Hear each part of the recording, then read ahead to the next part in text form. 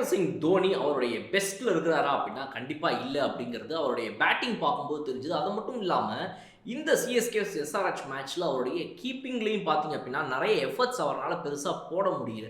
100% mentally கான்ஃபிடென்ட்டாக இருக்கிறாரா மகேந்திர சிங் தோனி அப்படின்னா கண்டிப்பாக ஒரு கேப்டனாக அவரால் ஒரு மேஜிக்கே பண்ண முடியாது. உள்ளே வந்தால் மாற்றங்கள் வரும்னு எதிர்பார்த்த நேரத்தில் அவரே கொஞ்சம் ஸ்லைட்லி ஆஃபாக தான் இருக்கிறாருன்றதை நம்மளால் பார்க்க முடியுது. சில பிளேயர்ஸ்க்கு ஒரு சீசன் அப்படிங்கிறது வந்து ஒரு பெரிய பீக்காக இருக்கும், இன்னொரு பிளேயருக்கு அந்த சீசனுங்கிறது டவுனாக இருக்கும். அதே பிளேயருக்கு அடுத்த வருஷம் அப்பா இருக்கும், அந்த நல்லா விளாடின சீசனில் விளாடின பிளேயரு இந்த சீசன் நல்லா விளாட மாட்டார். ஸோ இது எப்போவுமே மாறி மாறி நடக்கிற விஷயங்கள் தான். த பெஸ்ட் பிளேயர் கூட ஒரு சீசன் ஆஃபில் இருப்பாங்க. மகேந்திர சிங் தோனியை பொறுத்த வரைக்கும் இந்த சீசன் அவருடைய தி பெஸ்ட்டாக அப்படின்னா 2024 கம்பேர் பண்ணும்போது கண்டிப்பாக இல்லை அப்படிங்கிறது நம்மளுக்கே தெரியுது. அவருடைய தி பெஸ்ட் ஃபார்மில் அவர் கிடையாது. பட் ஆனால் எல்லாருக்கும் ஒரு கம்பேக்ன்றது இருக்கும். 2026 மீண்டும் ஒரு பிளேயராக அவர் விளையாடினார் அப்படின்னா கண்டிப்பாக அவரால் ஒரு கம்பேக் கொடுக்க முடியுங்கிறதுல எந்த ஒரு மாற்று கருத்தும் கிடையாது. பட் அதே நேரத்தில் அவர் எவ்வளவு காம்படிட்டிவ் கிரிக்கெட் விளையாடுறாருங்கிறது இதில் முக்கியமான ஒரு கேள்வி. 2024 அவர் அடித்த அடியை பார்க்கும்போது வச்சு வாங்கினார். 200 strike rate, 220 strike rate, 180 strike ரேட்னு ஒவ்வொரு மேட்சும் வந்த 5 பாலில் 2 சிக்ஸாக அடிச்சிருவாருன்ற மாதிரி விளையாடிட்டு இருந்தார்.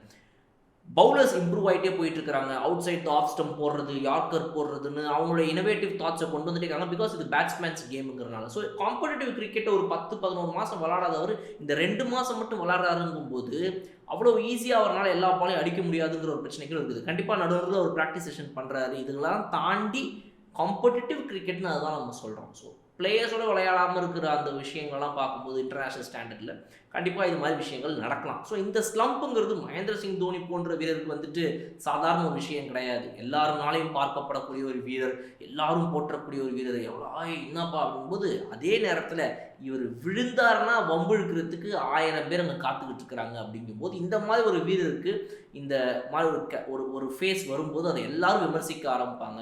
பல டீமில் கைகூட்டி சிரிப்பாங்க. பட் ஆனால் சிஎஸ்கேவை பொறுத்த வரைக்கும், சிஎஸ்கே ரசிகர்களை பொறுத்த வரைக்கும் மகேந்திர சிங் தோனி அப்படின்றவருக்கு என்றைக்குமே எண்டே கிடையாது. எனக்காடா போடுற எண்டு காடு அப்படின்னு தலைவன் அடுத்த வருஷமும் திரும்ப வருவார். ரிட்டையர் ஆக சொல்லுங்கடா போதுண்டா அப்படின்னு புலம்புற இதே வாசலில் பேசினவங்க அடுத்த வருஷம் வந்து விசில போட்டு சும்மா சொல்லக்கூடாதுப்பா வேற மாதிரி அவர் அப்படின்னு சொல்லுவாங்க. அந்த மாதிரி எல்லாத்தையும் மாற்றி காட்டுறவர் தான் மகேந்திர சிங் தோனி. பட் இன்னைக்கு மேட்சை பொறுத்த வரைக்கும் இந்த சிஎஸ்கே எஸ்ஆர்ஹெச் மேட்ச்சில் எந்த இடத்துல மேஜராக அவருக்கு ஒரு பிரச்சனை காணப்பட்டுச்சு அப்படின்னா கீப்பிங்லேயே பார்த்தீங்கன்னா வந்து டவுன் த லெக் சைட் 100 வந்து ஒரு வைடு 4 போட்டார். அதெல்லாம் வந்து ஈஸியாக போகும் கனெக்ட் பண்ணிடுவார். கொஞ்சம் அதில் ப்ராப்ளம் இருந்துச்சு. ஸோ நிறைய இடங்களில் அவரால் முடிஞ்ச எஃபர்ட்ஸ் எல்லாம் போட்டு நல்லா உருண்டு பாலெல்லாம் பிடிச்சார். பட் இருந்தாலுமே அங்கங்கே வந்து ஒரு சின்ன எதுக்குடா ஏற்கனவே இந்த முட்டி பிரச்சனையாக இருக்குது, இதை வேற இன்னும் இது பண்ணிக்கணுமா அப்படின்னு சொல்லி சில இடங்களில் அவர் அதை தடுத்த விஷயங்களே நம்ம பார்த்தோம்.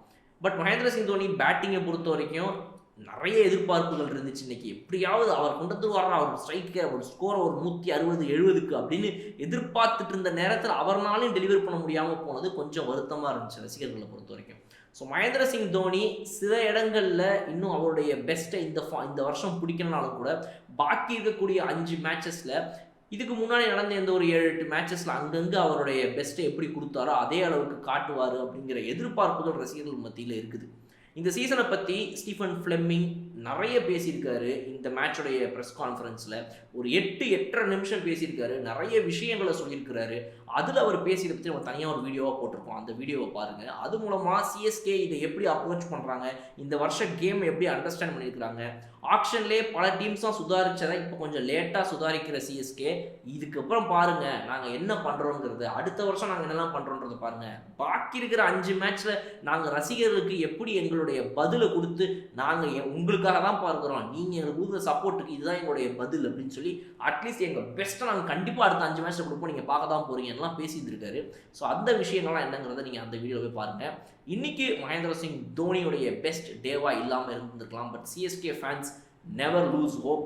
எவ்வளவோ ஃப்ரான்ச்சைசிஸ் கப்பே அடிக்காமல் இருந்தும் கூட அவங்களுடைய ஃபேன்ஸோடைய சப்போர்ட்னால அப்படியே வந்து இன்றைக்கி நிறைய நல்லா விளையாடுற டீம்ஸ் நம்மளால் பார்க்க முடியுது. பஞ்சாபாக இருக்கட்டும், டெல்லியாக இருக்கட்டும், ஆர்ஆராக இருக்கட்டும், அது ஆர்சிபியாக இருக்கட்டும், பல ஃப்ரான்ச்சைஸிக்கு அவங்க சப்போர்ட் இருந்தனால தான் அவங்க இன்றைக்கி வரைக்கும் இந்த ஸ்டேஜ் வந்திருக்காங்க. ஸோ சிஎஸ்கேவை பொறுத்த வரைக்கும் இன்றைக்கி தி பெஸ்ட்டாக இல்லாமல் இருக்கலாம், இந்த சீசன் தி பெஸ்ட்டாக இல்லாமல் இருக்கலாம். But the most consistent team of ஐபிஎல்னு பார்க்கும்போது சிஎஸ்கே, எம்ஐ போன்ற அணிகள் இருக்கிற காரணத்தினால கண்டிப்பாக இன்னும் அவங்கள ரூல் அவுட் பண்ண முடியாது.